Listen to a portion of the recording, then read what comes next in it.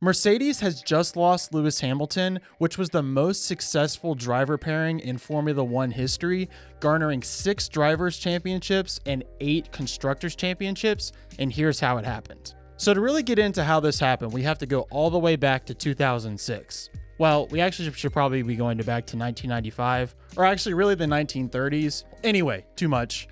2006. I'm going to pronounce these names horribly, so I'm just going to do my best, but the CEO of Mercedes was named or changed, and his name is Dieter Zetsche, and he was very prominent in kind of garnering the Mercedes Motorsport. I mean, he was over all of Mercedes, but specifically he was really passionate about motorsport. At the time, obviously McLaren was in kind of their heyday, and they were using Mercedes power units. And Mercedes power units had been around for a little while on and off, but this was like when they really were at their peak. And, you know, Lewis Hamilton got his first championship with a Mercedes power unit at McLaren. So I think the big turning point, though, came in 2009 when the whole Honda situation happened, where the Honda had a team that closed down, but Ross Brawn managed to keep it alive for one more season, and they named it Brawn GP. Basically, long story short, they did not have a power unit because Honda refused to give them a power unit. And Mercedes went outside of McLaren and gave a power unit. And that's the first time in a long time that 2 cars are going to have the same power unit, because before it was exclusively to McLaren. And then, of course, later Williams will come along and so on and so forth. So for 1 year, Mercedes power unit powered the 2009 championship winning car, Ross Brawn's car, which was just an insane story. So after that, they couldn't really keep the team going anymore, and Dieter helped them buy the team, and it become the Mercedes-Benz work team, and all the employees from Brawn and all this stuff became Mercedes. So we all know the story after that. I mean, there's a lot of big names. Michael Schumacher came and drove for them. Then there was Nico Rosberg, who eventually had a championship where he competed with Lewis Hamilton. The fact that this team was so successful so fast after only a couple years, the driving force behind this, and the thing that everybody always said, was the Mercedes power unit is what was doing it. So all credit to Mercedes specifically for this amount of success. It wasn't just the people that were there. It was kind of Mercedes coming along. At the same time, Toto Wolff comes along, and he slowly acquires up to 33% of the team. The present day now, Toto Wolff owns 30%, Mercedes owns 33%, and Ineos owns 33%.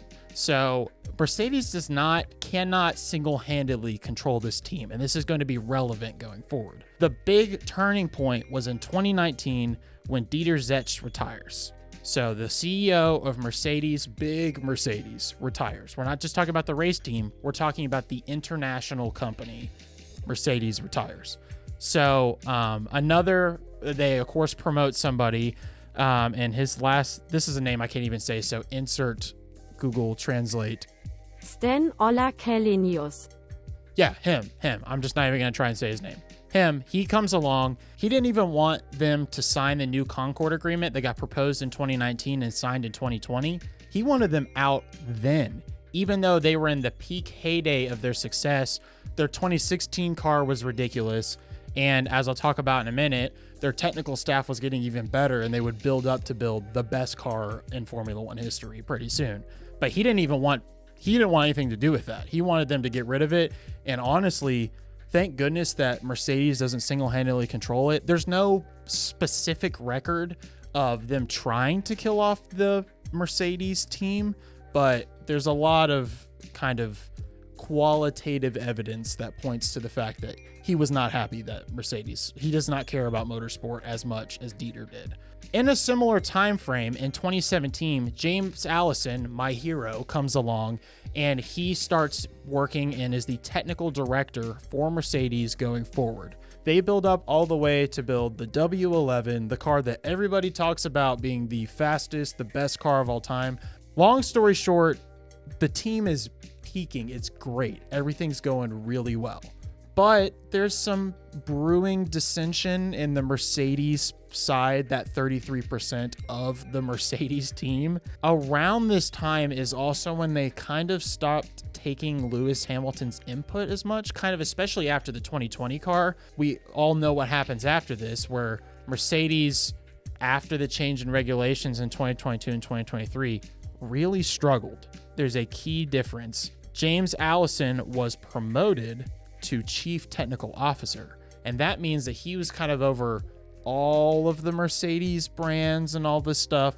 You know, they appointed Mike Elliott to be technical director. There's a difference. Chief Technical Officer and technical director, different people.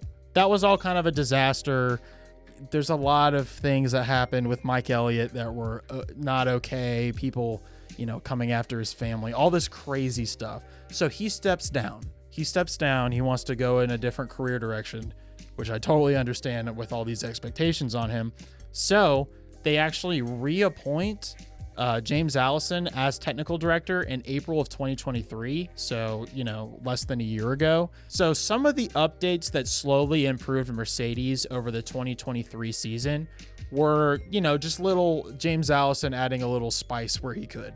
That brings us to this year, where his first car that is his in the new regulations is the W15. So we have no idea how it's going to work out. I mean, I, of course, am of the belief that the W15 is going to be at least better than the last 2 years, and I think possibly a strong P2, hopefully, but that's an opinion. So let's go back to the facts. On August 31st, 2023, Mercedes announced that George Russell and Lewis Hamilton have signed through 2025. Period. That's it. George Russell at the same time revealed that they had signed in May, which is quite odd. I mean, why did they wait so long to announce that, you know, that their two drivers are staying? Like, there's really no advantage to waiting.